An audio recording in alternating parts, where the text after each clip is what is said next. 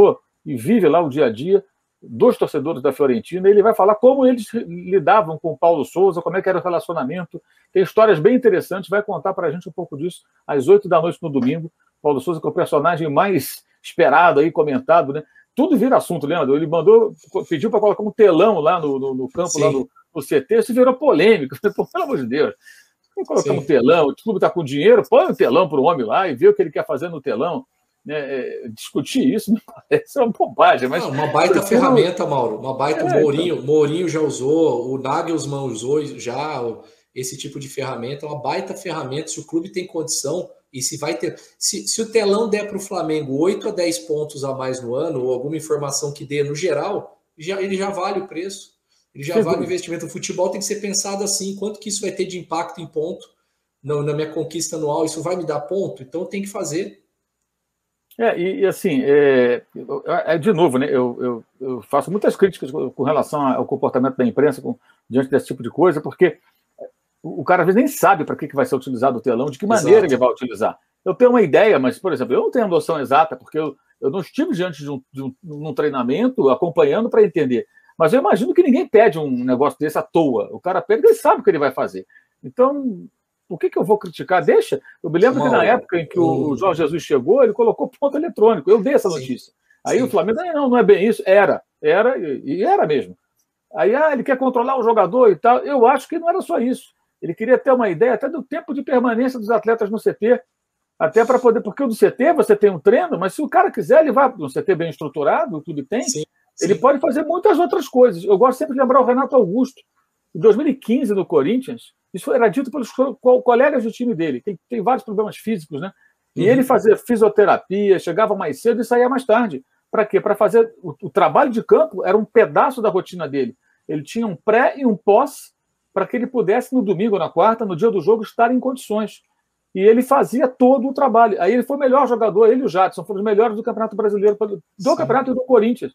Então, eu entendi na época que o português quer saber quem é que fica no CT. Porque se o cara fica pouco tempo e tem problemas, ele vai ter até um argumento. Vem cá, fulano. Pô, você fica pouco tempo, por que você não faz isso, não faz aquilo? Porque o CT oferece muitas coisas, né? Enfim, Mas eu queria, dentro disso, detalhe, Mauro, que foge às pessoas. Para mim, muito do sucesso do Jorge Jesus no Flamengo tá ligado a aspectos táticos, mas tem duas coisas que ele se preocupou, que hoje no Brasil você tem que ficar negociando com um atleta de alto nível. E ele... recuperação e as viagens. Na recuperação, ele era muito criterioso em relação ao tempo dentro do CT. Então, ele garantia que o atleta tinha lá 3 refeições dentro do CT, café da manhã, almoço e lanche da tarde, o que já é um baita controle. Se eu libero o atleta depois do treino da manhã, ele não sei onde ele vai almoçar, ele já perdeu uma grande refeição, e isso tem impacto direto nas lesões. Então, esse tipo de controle e as viagens que ele fez o voo fretado, que hoje 16 times da Série A fizeram em 2021, pacote com empresa de voo fretado. E ele começou a fazer lá. Eu tive a oportunidade de fazer com o Atlético, voo fretado no profissional, quando eu fiquei no lugar do Sampaoli, e faz uma diferença, Mauro. A gente terminou o jogo em Fortaleza, 6 horas da tarde, eu dormi em Lagoa Santa, do lado do CT do Atlético, eu dormi na minha casa, naquela noite do jogo, jogando em Fortaleza. Imagina para o atleta que jogou o jogo, como isso tem impacto. Então são detalhes, e a gente tem que começar a ver o treino, que ele é um ambiente de aprendizagem.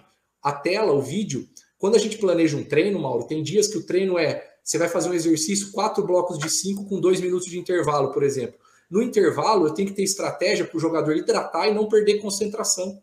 Imagina se eu tenho um telão passando ali alguma situação já de correção. Como eu já mantenho o cara dentro daquele ambiente, imerso naquele ambiente, sem estar disperso para o cara que está tirando foto do treino, que é da imprensa oficial do clube, que às vezes puxa um assunto. Eu já inibo tudo isso, eu trago a concentração do cara para dentro daquilo que eu estou fazendo. Então, qualquer estratégia que parece boba, ela é uma estratégia válida se ela mantém e preserva aquilo que a gente precisa. Concentração, recuperação, bom treinamento. Então, tudo isso tem diferença. Futebol não é só pegar a bola, correr e chutar com a bola. Senão era muito fácil.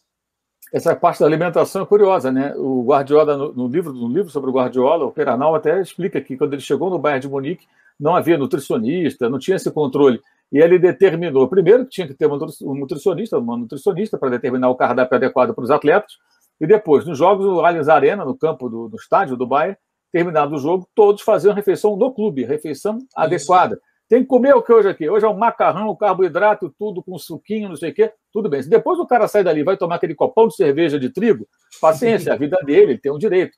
Mas amanhã ele vai ter que se apresentar, vai ter que treinar, ele vai dentro do limite dele. Mas a alimentação era adequada. E podiam levar até os familiares. Eu quero jantar com a minha mulher. Não tem problema. Traz a patroa para jantar contigo, meu amigo.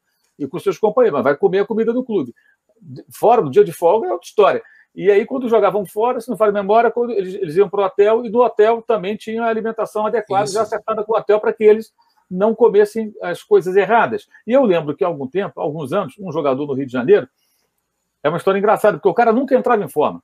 Estava sempre acima do peso, o percentual de gordura estava ruim, em campo não rendia, e ninguém sabia o que acontecia. Depois descobriram que ele morava ao lado de uma grande hamburgueria. E o cidadão adora hambúrguer. Ele só comia hambúrguer. E na época não havia essa coisa de no CT, de comer no CT. O cara tomava café na padaria ou comia um hambúrguer, né? Sim, ia lá, treinava, chegava, depois treinou de manhã. Ele ia embora para casa, passava na hamburgueria e comia aquele hambúrguer de 3 andares e se enchia de hambúrguer. Quer dizer, se alguém assistir aquele filme, era Super Size, que é um documentário que o cara ficou um mês comendo sanduíche do McDonald's, ele faz exame de sangue antes e depois e mostra como o corpo dele se transforma. Imagina de um atleta. Claro que esse é um exemplo radical, e é verdadeiro. O cara só comia hambúrguer. Aliás, jogava no Rio naquela época e jogou a última temporada aqui no Brasil, esse cidadão. Não é brasileiro, não. É um personagem muito curioso. E o cara pode, de repente, não comer hambúrguer, mas pode se alimentar não da forma adequada. Então, o clube tenta controlar. E o corpo do atleta, né? Eu penso assim, o trabalho do atleta é o quê? O tempo do CT. Os treinos hoje são curtos. Sim, são curtos e intensos. Aquele tempo integral de manhã, isso não se faz mais no mundo inteiro. A gente sabe disso. Mas há outras atividades que podem ser feitas, as peculiaridades, né? Eu falei do Renato Augusto, outros jogadores precisam, de repente, fazer um trabalho de musculação, outros, de repente, podem ficar no campo um pouco mais para aprimorar uma determinada coisa, batida de falta, batida de pênalti, sei lá, algo mais específico, né? Batida de escanteio. Enfim, acho que aí é um trabalho individual, né?